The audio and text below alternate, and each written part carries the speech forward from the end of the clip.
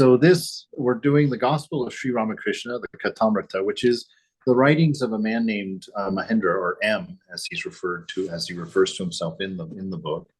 And he just wrote down, he recognized something very special about Ramakrishna as a person. And so from his first meeting on, he would go and hang out with Ramakrishna. And when he would leave, he'd go to his room and he would meditate on everything he'd heard and he'd write it down. And so this is just a collection of his times that he actually sat in the presence of this man, Ramakrishna. Ramakrishna lived in the 1800s in Calcutta, or a small town called Dakshineshwar outside of Calcutta. He was a temple priest, and he just taught.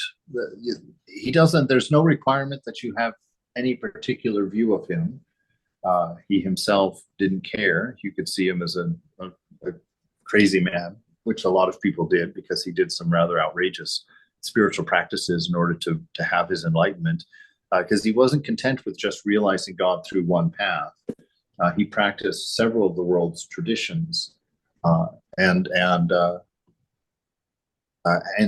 came to the same conclusion through the practice of each of them. So even though the ancient scriptures had said truth is one, though the sages have called it by many names, he wanted to find out if that was actually true and if it was actually possible to come to that realization using the scaffolding of all of these different practices, these different traditions. And so M was one of his early devotees, we call them, someone who was devoted to him and started writing down what he heard and what he learned. And he tried to do it in a way that mirrored how he heard it. So it's literally written like a script. So you get the name of the person and then what they said and the name of the person who responded and the scenes, he kind of fills in the little scenes and whatnot. And so we're starting on page 242, and he's sitting with a bunch of devotees or seekers at Dakshineshwar, at the temple compound where he worked as a priest. And he says the master was very happy to see a musician. The master is what they call Ramakrishna in this. And I'm probably, if there's something said or a word not understood, know that when I first read this thing, I had 40 questions per paragraph. So feel free to ask as many questions as you need to. Don't feel like it's interrupting, because it's good to let it flow in a way that means something. So the master was very happy to see a musician who had come with the devotees from Bulgaria. Sometime before, Sri Ramakrishna had gone into an ecstatic mood on hearing his devotional music. At the master's request, the musician sang a few songs, one of which described the awakening of the Kundalini and the 6 centers. This comes from the practice of yoga, Patanjali's yoga.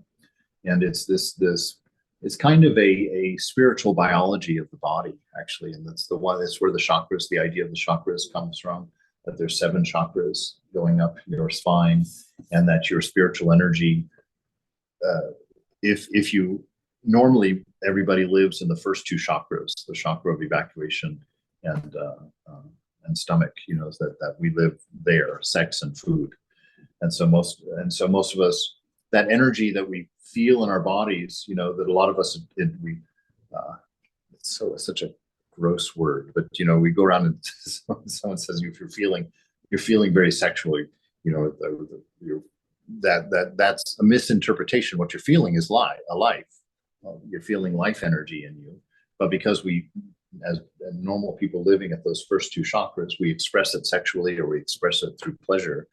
And but if you close those gates, that energy continues to increase and rise and goes through the heart chakra and up to the throat and up to the mind. And each one of those places, plateaus, gives you a different experience of life. When you come to the heart, that's where Jesus would have spent most of his time, where just that love overflows and he sees that compassion, experiences that love. And then the very top one is realization. The body drops off. It's not necessary anymore. Realization has occurred. Its purpose has been fulfilled. And so the body goes away. So this song is about this Kundalini, which is that energy that kind of weaves its way up through these different centers, these 6 centers. Awake, mother, awake. How long you have been asleep in the lotus of the Muladhara. Fulfill your secret function, mother. Rise to the 1,000-petaled lotus within the head, where mighty Shiva has his dwelling.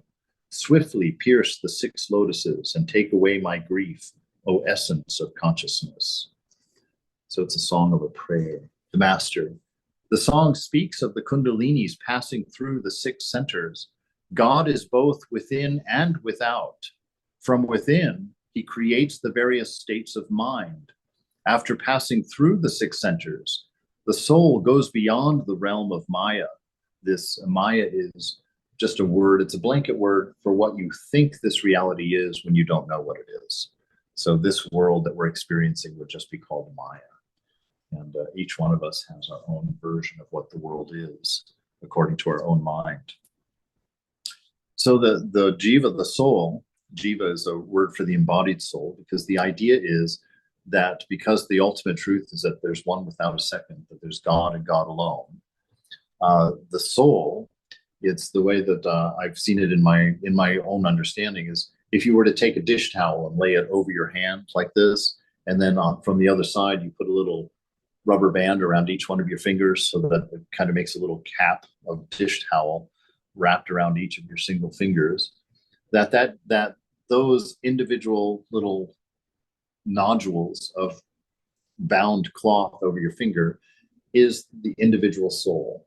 It's each of us having our own soul that we have inside of us. But the reality is, if you take the rubber band off, you free it from ego, from its idea of separateness, and you pull that dishcloth, all the rubber bands pop off, and you realize that what appear to us experientially as separate souls, in reality was a singular soul, and that singular soul was the divine, is God.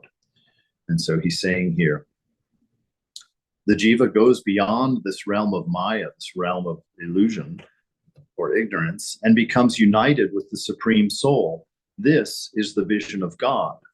One cannot see God unless Maya steps aside from the door. Unless you get rid of your ignorance, you can't see God. Rama, Lakshmana, and Sita were walking together. Rama and Lakshmana, Rama was another incarnation of God, a warrior king. And he's walking with Rama, Lakshmana, his brother, and Sita, his wife. And they're walking together. Rama was in front, Sita walked in the middle, and Lakshmana followed behind them.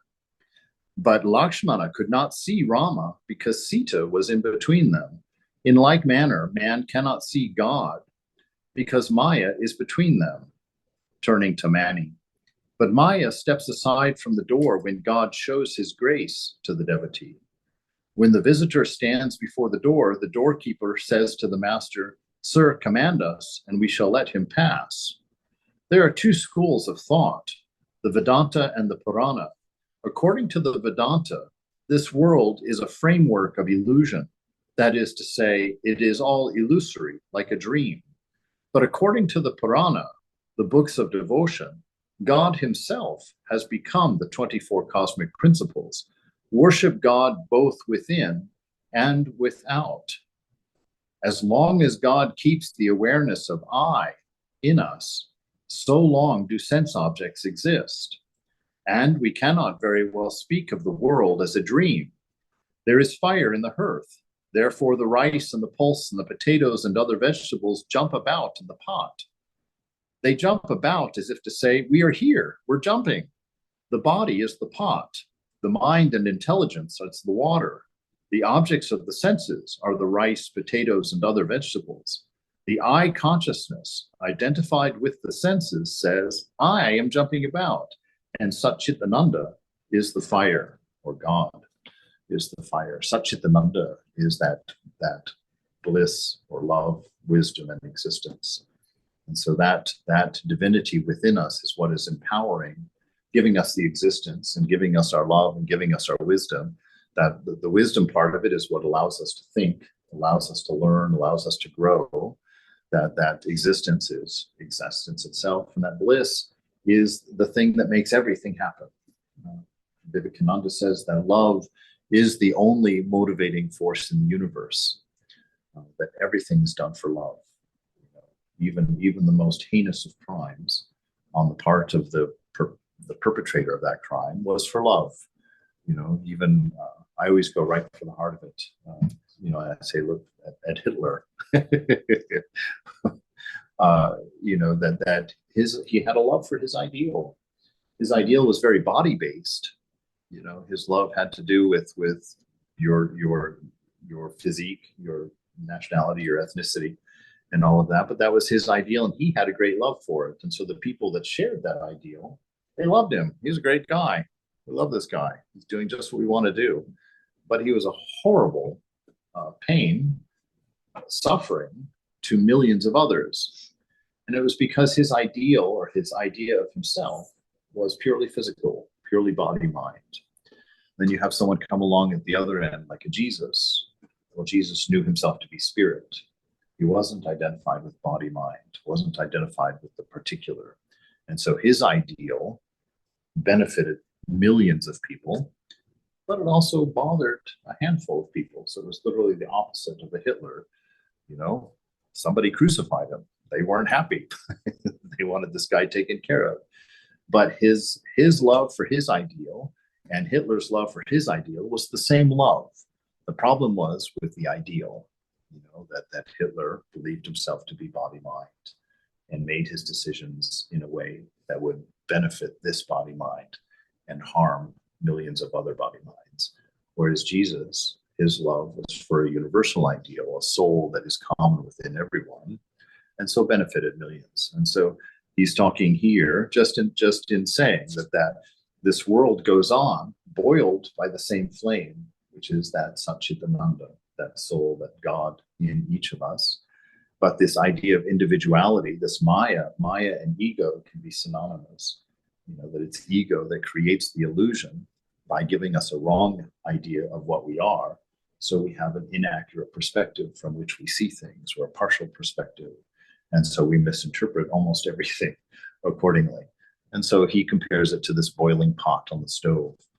And so he's in the song there, he's praying that Mother will reveal the secret, bring that energy all the way up to the secret room in the Muladhara at the top of the head, where all of this unity, where the oneness is known, where the self is known. Yeah, can you just, for our audience here, define the mother? The mother, yes. Well, in Eastern, in Vedanta, or in the Sanatana Dharma, you can choose your relationship with God. Since God has become all of this, means that God can be seen as Father, God can be seen as Mother, God can be seen as Lover, God can be seen as wife or husband, God can be seen as a child. And your relationship, how you approach him, you can use any of those to develop that love, which ultimately takes the place of both you and God in that relationship. That love becomes so big that it encapsulates both you and God, your image of God, your idea of God, into a unity. And so for Ramakrishna, he worshipped God as Mother. In general, he worshipped God in different ways, but in his native self, he worshipped God as Mother. Yes. How do you include all of the rest of creation? The rocks, the plants, the God as dog as God. Uh-huh. Exactly the same way. And I would again bring it to the idea of the dream. You can have dogs in your dream, but that dog is not a dog. That dog is you in the form of dog, And so everything is seen as a manifestation of God. No matter what it is, everything is God. And the way Swami Prabhupada explained it to me one time, because I also was struggling with the idea of is a rock gonna realize God? And if a rock gets broken into two, is it now two souls instead of one? And he laughed. He said, no, it's more like everything has the full spreadsheet of potential, but only certain boxes are checked off in the manifestation of a rock, and more boxes are checked off in the manifestation of a dog. And in a human, almost all of the boxes are ticked off, as far as that. But the spreadsheet itself is God. And so everything is divine. Everything is made of mind stuff. And I'm tempted to jump into it, but I won't. Tomorrow afternoon's class talks about that exactly, about how we know that this is true, and how we'll experience it even as we talk about it tomorrow. All right. So as long as God keeps the awareness of I in us, so long do sense objects exist. So as long as we think we're separate and apart from the whole, that sense of me, then we see this world as it is. We see separate objects. We see sense objects everywhere, because that's how it's being presented to us. It's being presented to us through 5 senses. And so the unity has to be broken into 5 chunks. And we take those chunks individually, we put them in our mind individually in their own places. And then the mind, incidentally, tries to create a unity out of it through relationship. So it draws, that's learning. When you put a new idea in your mind and then you start establishing relationships to all the other things that are in your mind, that's secular learning. And so you get that notion, as long as we have this individual self, this is what the world is going to look like to us. So he says, hence, the devotional scriptures, or the bhakti scriptures, describe this very world as a mansion of mirth. Ram Prasad sang in one of his songs, this world is a framework of illusion. Another devotee gave the reply, this very world is a mansion of mirth. As the saying goes, the devotees of Kali, or Goddess Mother, free while living, is full of mirth. As another saying goes, the devotees of, that's what I just read. The Bhakta sees that he who is God has also become Maya. Again, he himself has become the universe and all of its living beings. The Bhakta, the person who practices devotion as a path to God, the Bhakta sees God, sees everything as Rama, everything as God. It is Rama alone who has become everything. Some see everything as Radha and Krishna. To them, it is Krishna alone who has become the 24 cosmic principles.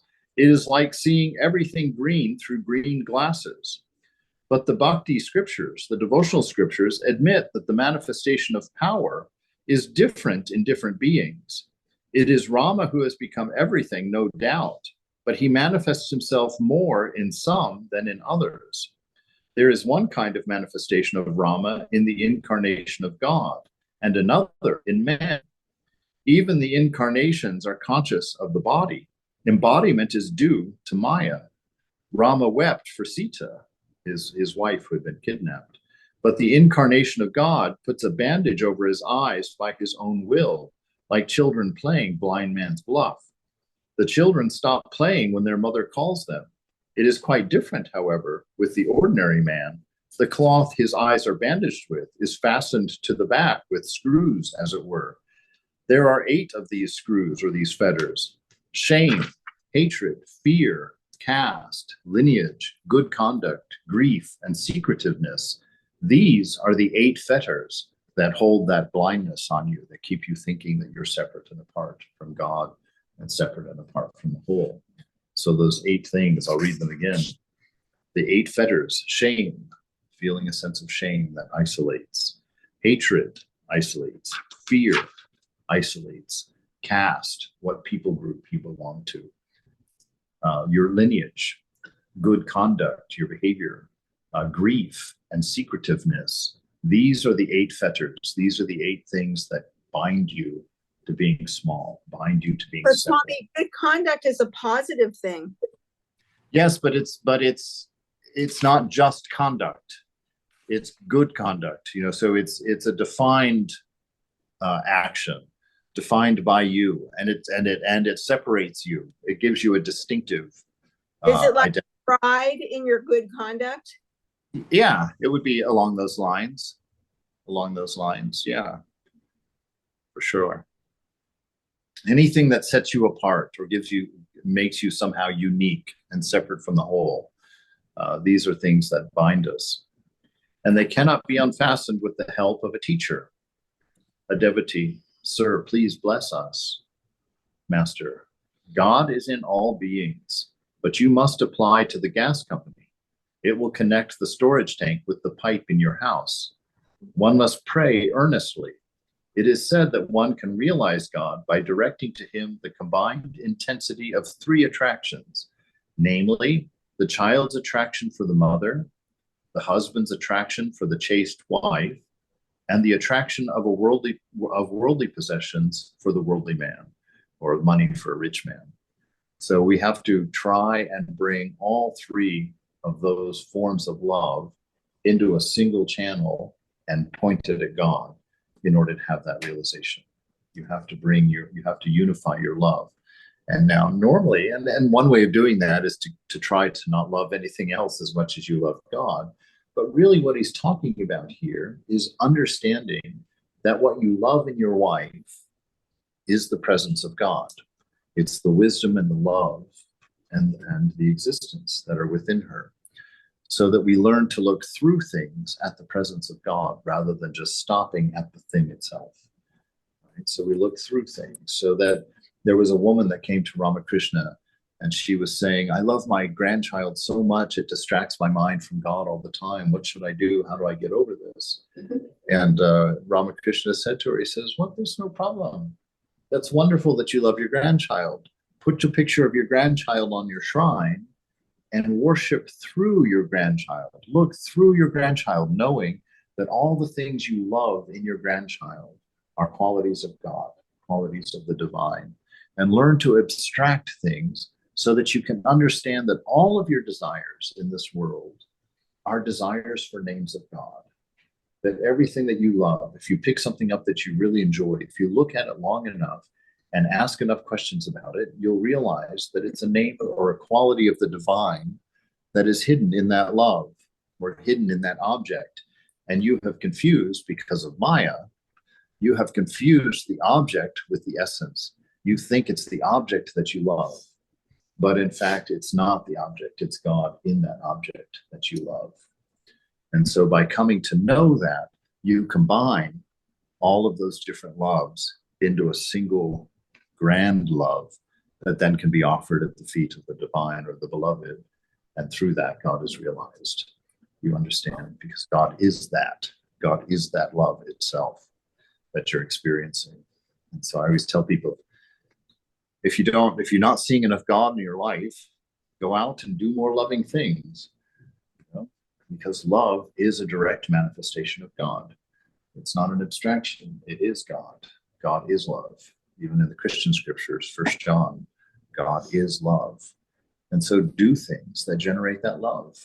Look at a flower, feel that warmth, that beauty, but then remember to look through it. Remember that the flower is only a manifestation of a greater thing behind it, and that everything in this universe is just a manifestation of the actual thing behind it. It's a symbol of a real thing that's more profound and can't actually be captured in a manifested thing.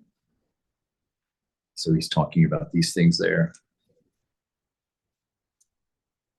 So this idea of God is the gas company, you have to connect it to you have to connect him to your own heart. You have to find your own way of getting God into your heart, into your life. And prayer, he says, one must pray earnestly. Prayer, this inward prayer, is a path almost unto itself. This idea of prayer, because prayer goes through three different stages. You can read about it in the Philokalia, if you want. I think Saint Simeon, the theologian, I think. I'm grabbing that off of the shelf. I don't know if that's right or not. But anyway, the three stages of prayer. The first one is just dialogue, where we're talking to God. I remember as a kid, I used to have to sit down next to my bed every night and on my knees and put my arms on the bed and say my prayers while my parents watched. And so that's the beginning, that conversation. And then it becomes more of you become sort of like an older couple. You've been together for 20 years and you kind of speak in half sentences because you've been together so long, you know what you're saying, you know what they're thinking. And so it's kind of, you're half speaking and just half present. And so that's moving more toward an interior prayer. And then the most mature type of prayer I saw one time this old couple at the MoMA in New York. There was this cacophony of sound going on. It was at the cafe in the MoMA. All this noise and all this distraction, and I just saw this ancient couple. They were so old. I don't know how they got to the MoMA, but they were sitting there at this table, and they both had their arm on the table, and just two fingers were touching each other on the table, and they sat there just eating in silence. And I thought to myself, that is the highest prayer, where just the presence, just knowing, just having become familiar with God within, becoming familiar with your existence, become familiar with your inner well of love, having found your nature, that you sit there in this wonderful communion with the divine, with nothing having to be said, because it's just an openness. You wander through each other freely, through that absolute familiar, and it's just touching each other across the table is all that's necessary. Yeah, I think it's Saint Simeon, but it's definitely in the Philokalia. I can find the reference for you tomorrow if you want. Sure. But yeah, so the 3 stages of prayer. So that's the mature, and really prayer and meditation are the same, are really the same practice. It's coming to that point, to that level of intimacy, to where nothing is said, nothing need to be said. There are no words. There's just isness, and just a deep intimacy with everything at once. Amen. There are certain signs by which you can know a true devotee of God. His mind becomes quiet as he listens to his teacher's instruction, just as the poisonous snake is quieted by the music of the charmer. I don't mean the cobra. There is another sign. A real devotee develops the power of assimilating instruction. An image cannot be pressed on bare glass, but only on glass stained with a black solution, as in photography. The black solution is devotion to God. There is a third sign of a true devotee. The true devotee has controlled his senses. He has subdued his lust. The gopis, in the story of Krishna, when he manifested, the gopis were the cowherd girls that all fell in love with him as an incarnation and would dance with him as he played the flute in a divine love. The gopis were free from lust. You are talking about your leading a householder's life, which means a non-monastic life. It is like a householder. It rather helps in the practice of spiritual discipline. It is like fighting from inside of a fort. The tantrics sometimes use a corpse in their. He's bringing it all out tonight. So, yeah, in the path of the tantric, they have this ritual where they use a corpse in one of their meditations, about death. I don't know all of the insights of it. I haven't done that practice, but he's talking here. He says, now and then the dead body frightens them by opening its mouth, because they actually sit on the corpse too. I know these sound outrageous, and they are outrageous actually from our perspective. But this is one of the practices of the tantrikas that while they're sitting there doing their meditation, they will seem like the body is alive, it moves, or some reflex and it happens. He says that's why they keep some fried rice and gram near them, and from time to time they throw some of it into the corpse's mouth. Thus, pacifying the corpse, they repeat the name of the deity without any worry. Likewise, the householder should pass a walk. You're going to love this. Likewise, the householder should pacify his wife and other members of his family. He should provide them with food and other necessities, and thus he removes the obstacles to his practice of spiritual discipline. Those who still have a few worldly experiences to enjoy should lead a householder's life and pray to God. That is why Nityananda allowed the worldly, to enjoy catfish soup and the warm embrace of a young woman while repeating God's name. But it is quite different with the genuine sannyasi or monk. A bee lights on flowers and on nothing else. To the chatak, and this is a mythical bird that only, he says, the chatak will only eat, to the chatak, all water except rain is tasteless. It will drink no other water, but looks up with its mouth agape for the rain that falls when the star Swati is in ascendant. It drinks only that water. A real sannyasi will not enjoy any kind of bliss except the bliss of God. The bee lights only on flowers. The real monk is like that bee, whereas a householder devotee is like a fly, which will light on festering sores as well as on sweetmeats. You have taken so much trouble to come here. You must be seeking God, but almost everyone is satisfied simply by seeing the garden. Only one or two look for its owner. People enjoy the beauty of the world, but they do not seek its owner. Does that make any sense? Yes. Okay. Lots of things in there. So now pointing to the singer, a little while ago, he sang a song describing the 6 centers. These are dealt with in yoga.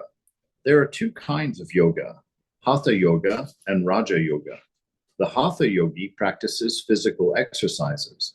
His goal is to acquire supernatural powers, longevity, and the 8 psychic powers.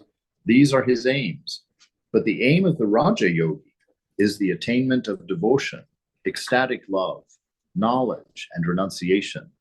Of these 2, Raja yoga is the better.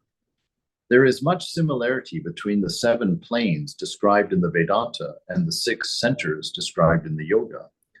The first 3 planes of the Vedas may be compared to the first 3 yogic centers, namely the Muladhara, Svadhisthana, and Manipura. With ordinary people, the mind dwells in these 3 planes, at the organs of evacuation and generation, and at the navel. When the mind ascends to the 4th plane, the center designated in yoga as Anahata, it sees the individual soul as a flame. Besides, it sees light. At this, the aspirant cries, "Ah, what is this? What is this?" When the mind rises to the 5th plane, the aspirant wants to hear only about God. This is the Shuddha center of yoga. The 6th plane, and the center known by the yogi as Ajna, is one and the same. When the mind rises there, the aspirant sees God. But still, there is a barrier between God and the devotee. It is like a barrier of glass in a lantern, which keeps one from touching the light. King Janaka used to give instruction about Brahma-jnana from the 5th plane. Sometimes he dwelt in the 5th plane and sometimes in the 6th.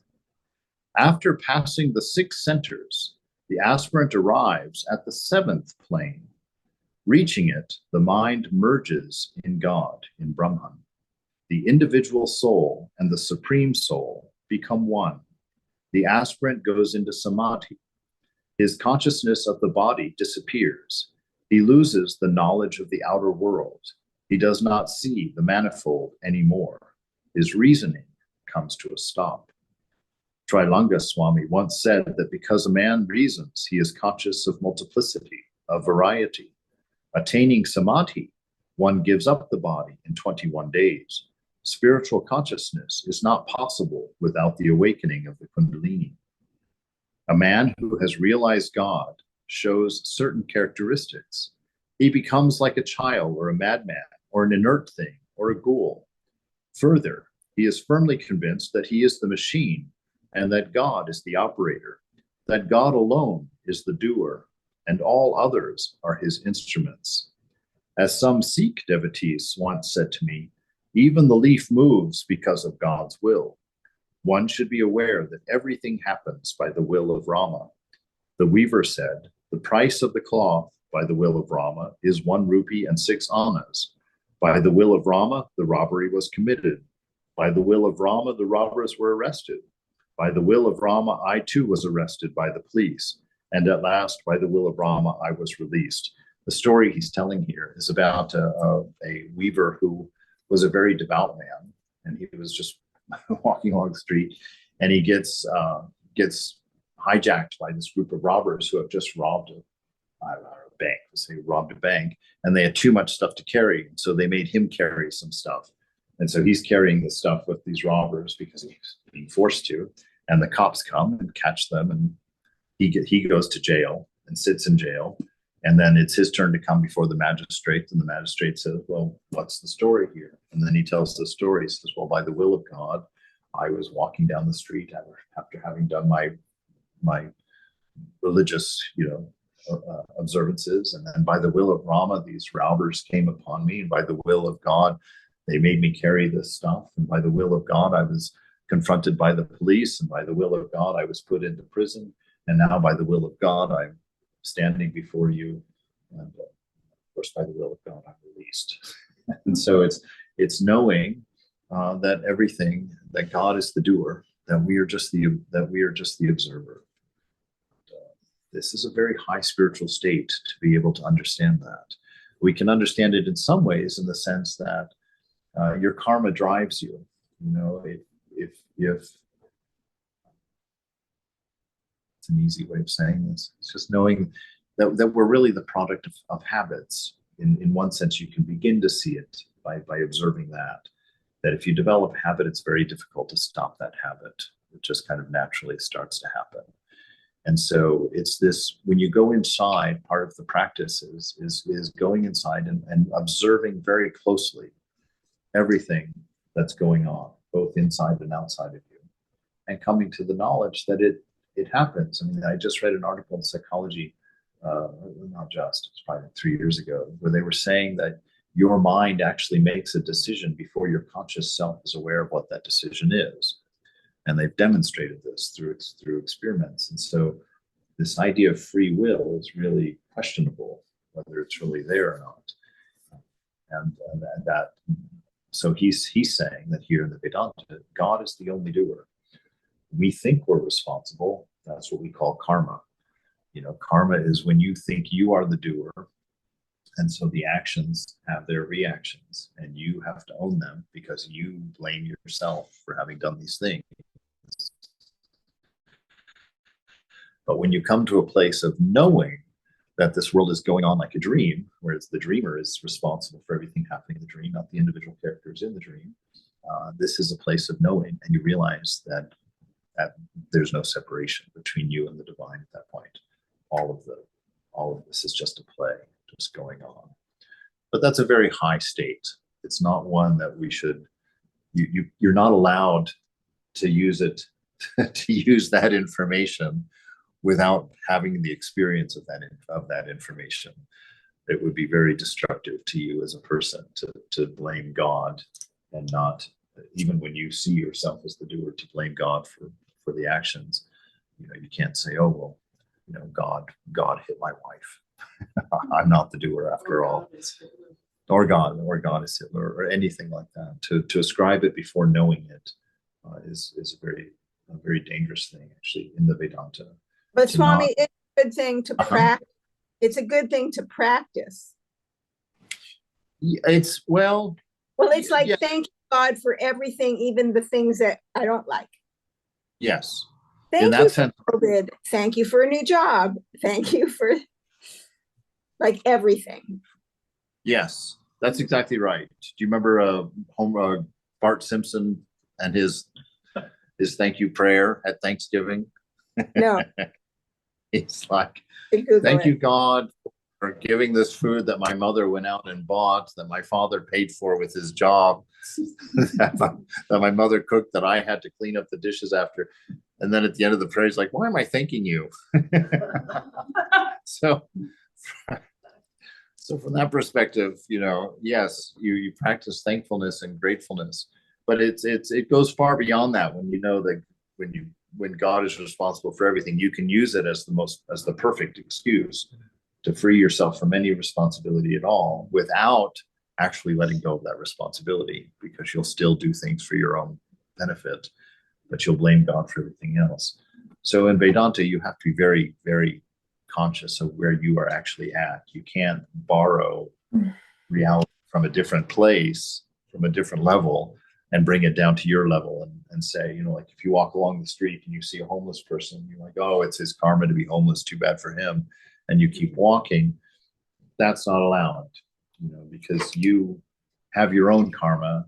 And if you were in that situation, you would not just let somebody walk by and say that about you. So you can use your own karma for your own development. You can say, well, it's my karma to suffer this, take that responsibility and learn from it. But you're not allowed to take karma and point at someone else because you have no idea what their karma is. You're projecting that on them. And so better to understand that if someone's suffering, you as being divine, it's your nature to alleviate suffering, regardless of that person's karma, regardless of the reasons that person's in that state.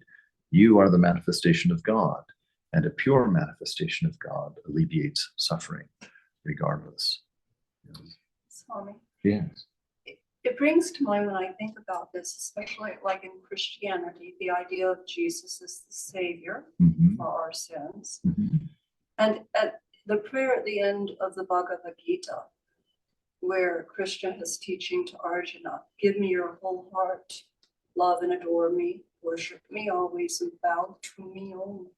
Mhm. And you shall find me, this is my promise, who love you dearly.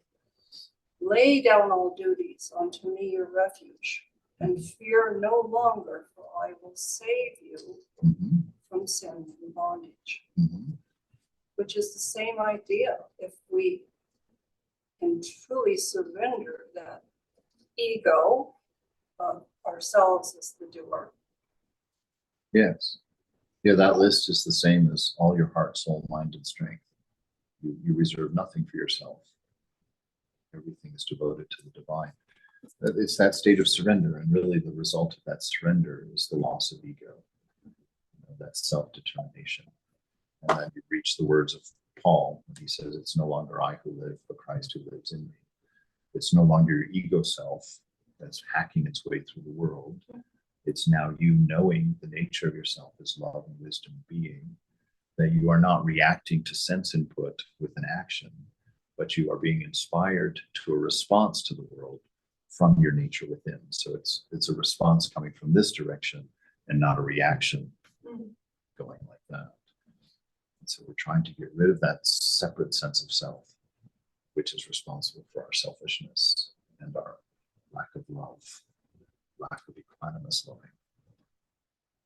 But yes, no, the in all of the traditions, I mean, it is the avatar, it is the incarnation of God that comes to set free. He comes to alleviate suffering.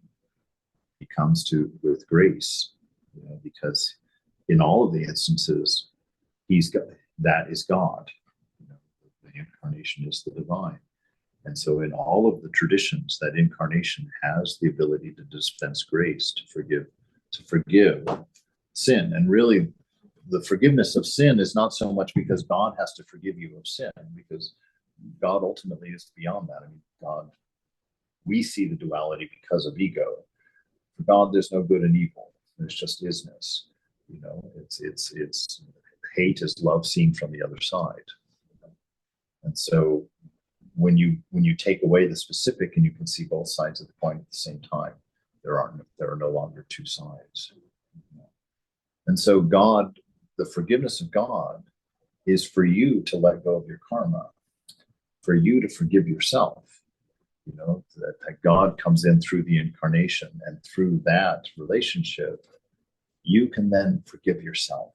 You can let go of your shortcomings and move forward and go on. You don't have to drag your life behind you with you.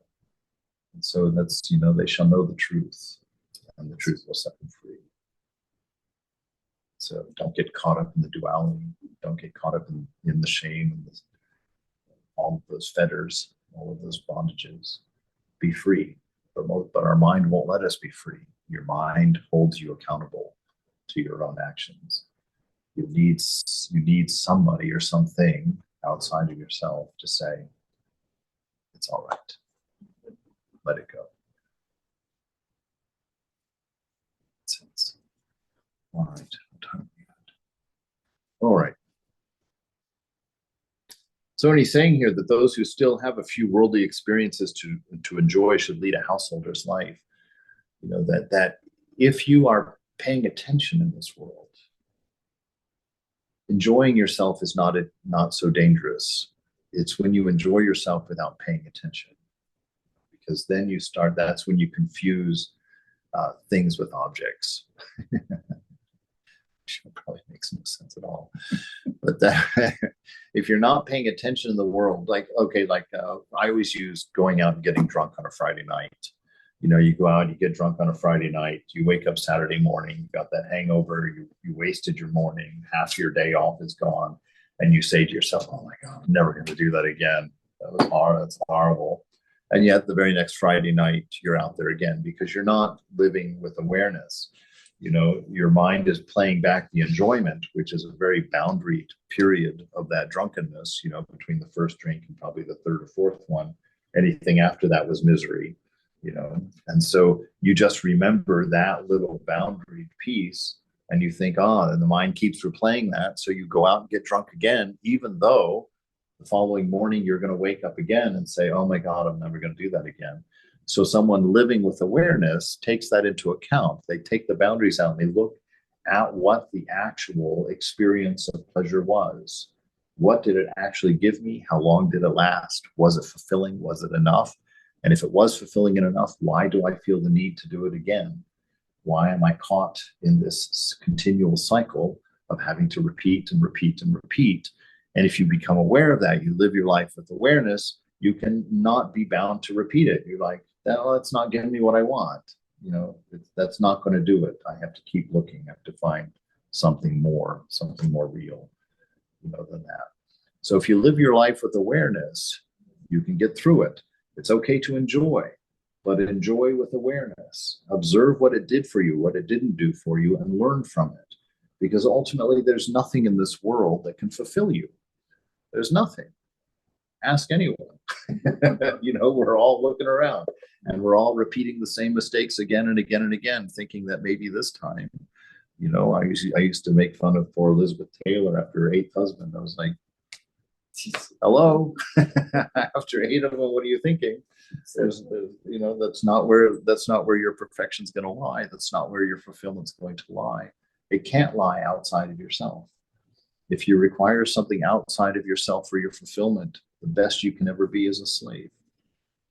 That's the highest you can reach, because you're going to have to work to get that experience again and again and again.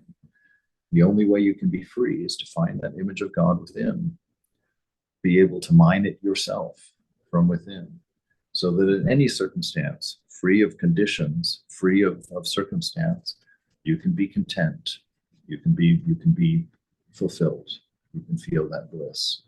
Because your nature, at least a third of your nature, is that, you know, ananda, that love, that bliss, that joy of being. And so learn to find that within, by moving your definition of self out of the mind and into the heart, as it were. So not defining yourself by thought, but defining yourself by business, by the experience of yourself when everything is quiet, when everything is silent. And you'll become aware of bliss that's natural to you. There's a Swami, I tell this story to you guys a lot, but I share here. There was a Swami that came to dinner at the monastery in San Francisco, and he told Swami Prabhupada, he says, you know, I finally figured out the nature of desire. And of course, Swami's eyebrows went up. I was like, oh, see, what is that? He says, see, I've realized that when you fulfill a desire, you feel a great deal of bliss or happiness after having fulfilled that desire.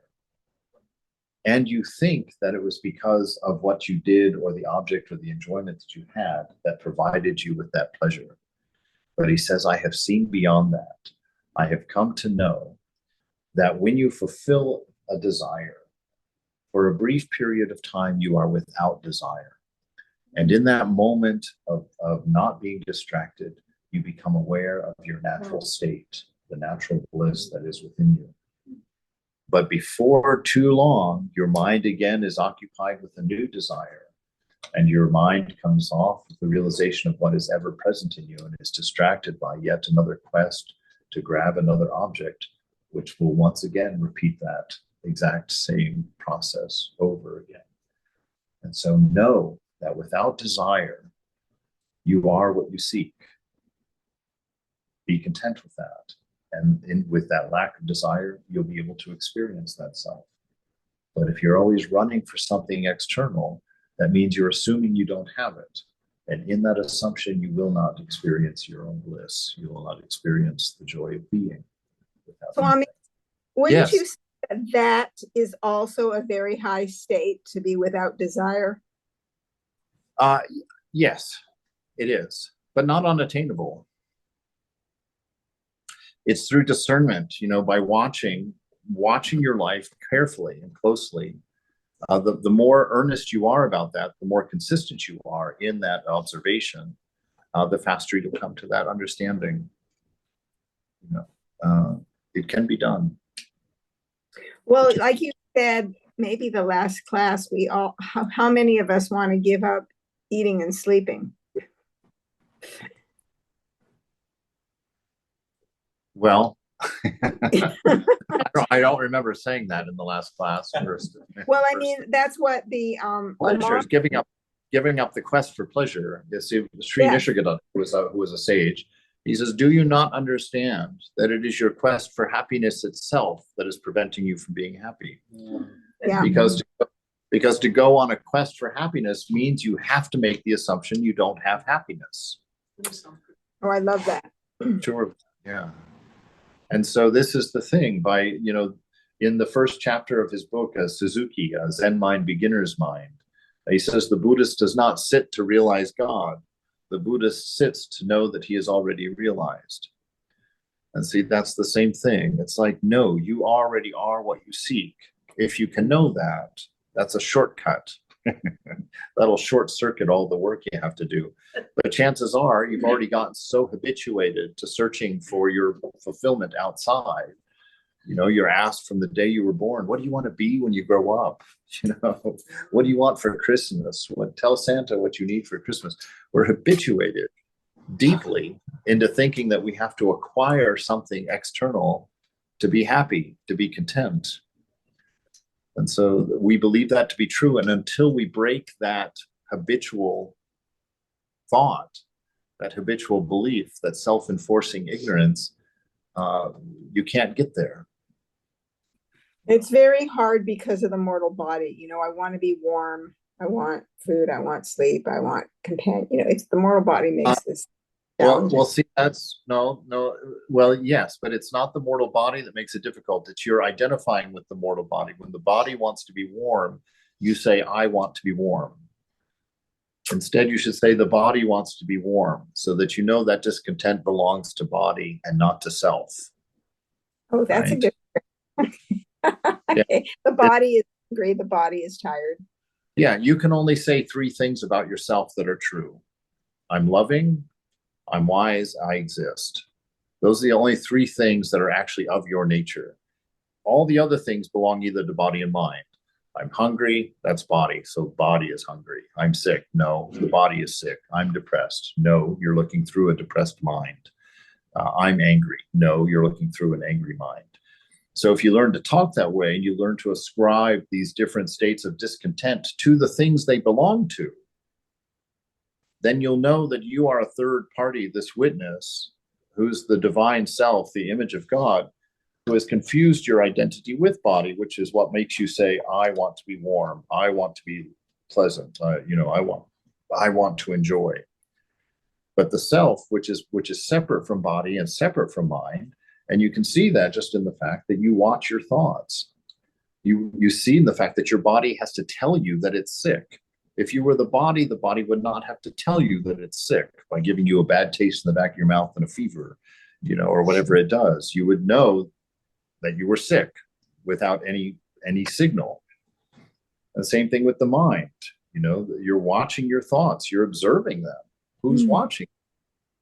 You don't know where they come from. The fact that the mind can only produce a thought that is indicated by the previous thought. It's impossible for the mind to come up with an original thought. If you were the mind, you could certainly come up with an original thought. But the mind is just an organ that excretes thought.